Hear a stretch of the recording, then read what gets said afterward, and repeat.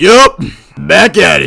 Nobara versus Power isn't close, and here's why. First, let's look at Nobara. Her AP isn't really all that crazy to talk about, as her main strength is her technique / hacks. She'd easily be wall level though, and maybe building level since she's bare minimum grade 1, which potentially tanks can be useless against when it comes to these types of curses. However, as I said, her best strength is definitely her hacks, and that's what we're mainly going to be focusing on. Her ability Hairpin allows her to essentially blast cursed energy from the inside out of her opponent if she manages to tag you with her set of nails. She can use these nails for mid to long range as well. If she manages to land these nails into your brain and just explode the cursed energy infused with it, it's pretty much a guaranteed W unless Power were to be massively stronger than Nobara. Her other named ability is Resonance, which allows her to essentially hit the opponent without touching them physically. She has to do this through getting a piece of her opponent and apply it to her straw doll, and we also see her being able to do this to herself after just fighting her opponent like Eso. And then in the fight with Mahito, it's established her resonance ability can affect Mahito's soul. Nobara's ability can quite literally bank away Power's soul if she's fast enough. And speaking of, let's get into that now. How fast is Nobara? Well, we see her being able to fight a 20% Mahito and even react to Eso alongside with a post-Goodwill Yuji. Though she is below him in overall speed, and Eso's attack was going to kill her, it wouldn't matter as I'm mainly talking about her combat and reaction speed, which is relatively below Yuji, at the very worst. And in this case, I think this would scale her to that feat of Nanami weaving Mahito's attack at over Mach 144, putting her speed in the massively hypersonic range.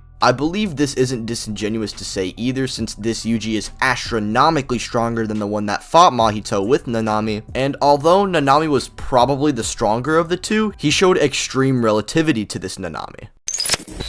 Similar to Nobara's case, Power is more so known for her hacks rather than her physical abilities. We know she's comparable to a Denji who in base, I guess, survived this attack from Aki, which should be in that wall to building tier, but I really don't think this is the best representation of durability. But we know she's established to be a fiend and even break things like doors and walls with her attacks, so saying that she's wall level isn't really bizarre to say. And if you want to make the case that she's building level, it'd definitely be on the lower end, similar to Nobara's case. These two really do have dookie AP scaling, I'm sorry to disappoint you, but Power's main strength is to control and manipulate blood, allowing her to fight at all ranges and can regenerate things such as limbs and broken necks, literally being killed multiple times by Kishibe and coming back. She can also stop bloodlust, and depending on how much blood she's consumed, her regeneration can actually be crazy, and she'd physically be stronger. However, these things aren't really too relevant. But what is her speed scaling. If you guys have watched my Chainsaw Man related versus battles, you'd know that I like to bring up this feat of beam dodging Rize, which was calculated to be at a higher speed than Nanami's feat. However, I can't really say Power scales to this without being disingenuous. The best correlated scaling this version of Power has that I can give her is Denji punching Beam, who's fanboying over bro, and then say Power is equal to base Denji in speed. But obviously Beam is not moving at massively hypersonic speeds trying to give Denji a hug. The best speed feat going for her is that she can blitz bullets at subsonic plus speeds, which makes sense as high hypersonic characters can blitz her pretty badly, like Quincy. However, things do change when mentioning Power at her peak. She's able to blitz Makima and regenerate from multiple of her attacks, more than likely upscaling from Beam and Quincy's feats. But I don't think using this version of Power is very fair against Nobara, since she becomes this strong through special conditions, and everyone was crying in my comment section about me giving Denji his Puchita form, even though I literally specifically said Sukuna was gonna one-shot.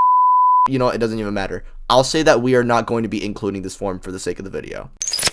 Now, when looking at their stats, AP and durability should roughly equal out. However, when it comes to the speed department, Nobara outclasses Power pretty badly. She'd be faster than even the likes of Katana Man, who, by the way, Power couldn't even see. With them being relative as well, Power could either land a nail to her brain and detonate the cursed energy infused with it, or use the straw doll technique to attack her heart or soul. Now, if Power was relative to Nobara in speed, these three win conditions would be pretty difficult for her to get off. But since Nobara could literally hit Power before she blinks, it's safe to say that in conclusion, Nobara slaps Power.